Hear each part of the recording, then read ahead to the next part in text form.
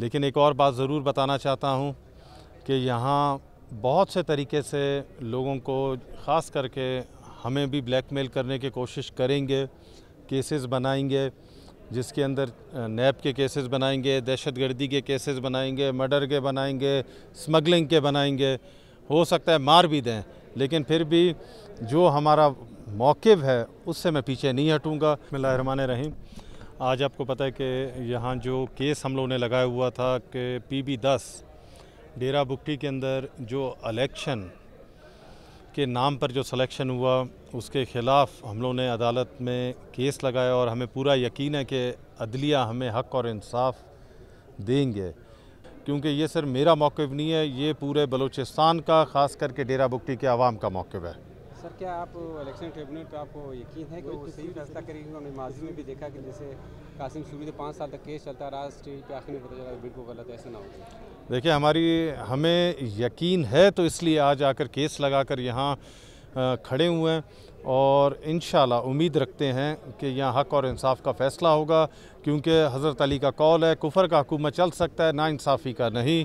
और मेरे ख़्याल में सबसे पहले अगर पाकिस्तान की बेहतरी और पाकिस्तान के लिए जो अच्छा जो स्टेप्स होंगे उसके अंदर ये है कि आज़ादाना अदलिया अपना हक़ और इंसाफ का फ़ैसला सुनाए।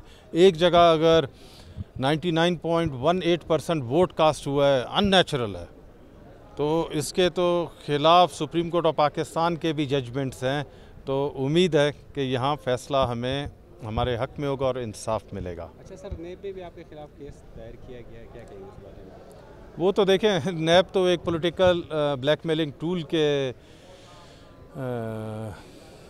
तौर पर इस्तेमाल किया जाता है। उनका यही मकसद है, क्योंकि आज हुकूमत और रियासत ये नहीं चाहती है कि ये केस को मैं परस्यू करूं।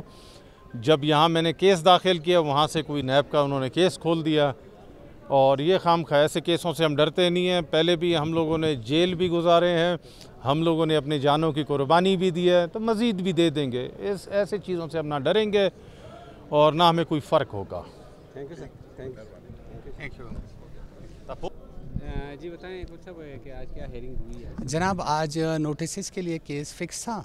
नोटिस के बाद पब्लिकेशन का भी ऑनरेबल हाई कोर्ट ने हुक्म सादर किया था, वो हमने जमा करा दी थी ऑफिस में, जिसके बाद आज एक्स पार्टी प्रोसीडिंग मतलब एक तरफ़ा ऑर्डर वो पास कर दिया गया है। अभी हमें हिदायत की गई है कि अगली समात जो 2 दिन के बाद होगी, तो उसमें हम तनक़ियात, जिसको इश्यूज़ कहते हैं हमारी लैंग्वेज में, वो हम सबमिट करेंगे। तो उसके बाद देखते हैं। हमारा एक चीज़ और मैं कहना चाहूँगा कि हमारा केस जो है वो अच्छी फुटिंग्स पर है, अच्छे अननेचुरल मतलब वोटिंग हुई है और स्ट्रॉन्ग केस है, और हमें उम्मीद है कि इंशाल्लाह बहुत बेहतर नताइज होंगे इसमें।